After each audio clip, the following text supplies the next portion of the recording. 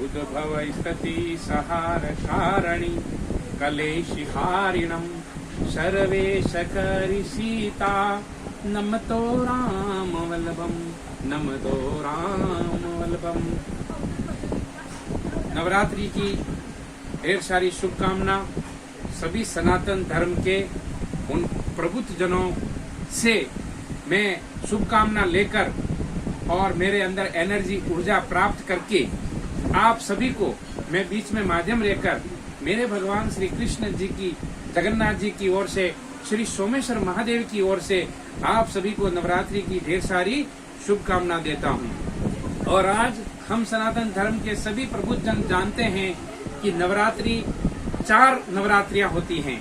जो पहली नवरात्रि देव नवरात्रि, जिसको कहते हैं देव नवरात्रि, और दूसरी माघ की जो तांत्रिकों के हिसाब से गुप्त नवरात्रि, और तीसरी नवरात्रि जो भगवान अवतरित हुए मनु जी के कहने पर और उनके माता पिताओं ने नवरात्रि रखी कि हमारे पुत्र हमारे घर जन्म ले और फिर जो संसार का जो भार है उसमें सभी तरह से विजय हो जाए।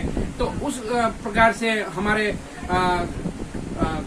कहने का मतलब जो भी है प्रभु को एक प्रभुता रहे, उस हिसाब से उनके माता पिता ने की।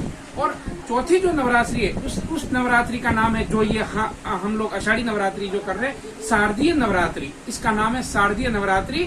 इसमें आपको यज्ञ तप पूजा अर्चना करने की कोई जरूरत नहीं। इसमें सिर्फ आनंद लो, इसमें भजन करो, इसमें माँ के गीत, माँ के भजन और गरबा और तीर्थों में जाके कोई कथा करवाओ या कथाओं को सुनो।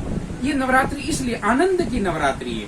तो इसमें भगवान प्रभु श्री राम जी भी विजय होकर आए थे, सभी ने दीपावली मनाई। तो भगवान शिव जी का जो एक 4 महीने का कार्यकाल इस पृथ्वी पे था, उसमें हमने सावन का महीना वो मनाया, फिर गणपति उत्सव मनाया, फिर पितरों का हमने पितृपक्ष का वो अवसर मनाया, उसके बाद माता जी का ये मनाया। अब भगवान विष्णु जी का कार्यकाल आ जाएगा पुनः, तो उसमें हम दीपावली मनाएंगे, फिर तुलसी विवाह मनाएंगे, फिर हमारे मानवीय लोगों के लिए जो विवाह शादी कार्यक्रम, घरों में प्रवेश करना, घर नए बनवाना, कोई दुकान फैक्ट्री लेना, ये सब कार्यक्रम शुरू हो जाएंगे। तो ये ऐसी 4 नवरात्रि। तो पहली नवरात्रि जो देव नवरात्रि थी, वो देव नवरात्रि इसलिए थी देवताओं के द्वारा कि शिव जी की समाधि टूटी जाए और शिव जी पुनः विवाह कराया जाए। और कैलाश सुना पड़ा है और उस कैलाश में माता जी की स्थापना की जाए और माता जी स्थापना करके और फिर शादी ब्याह के बाद किस कार्तिकों का जन्म हो और फिर इन दुष्टों का संहार हो। तो पहली नवरात्रि देवताओं के द्वारा इसलिए की गई।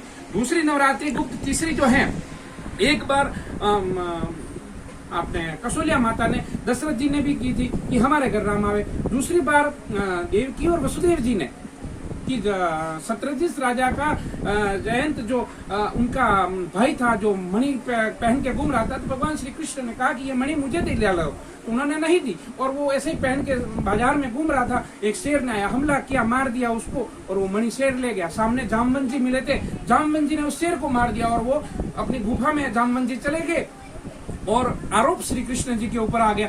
श्री कृष्ण जी ने वो आरोप को साबित करते हुए वो धीरे धीरे उनके पैरों के निशान होते हुए गांव वाले सब गए और फिर उस गुफा में श्री कृष्ण जी घुसे और उस मणि को उन्होंने घुसे। 18 दिन तक उनकी लड़ाई चली मगर 1 महीना तक बाहर नहीं आए। अब वसुदेव जी और देवकी जी बहुत घबराने लगे कि मेरा बेटा बाहर नहीं आया। तो नारद जी ने कहा आप 9 दिन नवरात्रि करिए, उसके बाद प्रभु माता जी कृपा करेगी बाहर आगे। तो एक नवरात्रि उन्होंने की। तो वो उनके माँ बाप के द्वारा भी एक नवरात्रि वो मनाई जाती थी। और साधु संतों की जो चैत्र नवरात्रि हम कहते हैं कि माता पिताओं के द्वारा साधु संतों की नवरात्रि जो चैत्र नवरात्रि और ये आषाढ़ी नवरात्रि हमारा मानवीय नवरात्रि। मैं आप सभी को ढेर सारी शुभकामना देता हूँ और ये जो जैसा ज्ञान है अज्ञानी समझकर आप स्वीकार करना।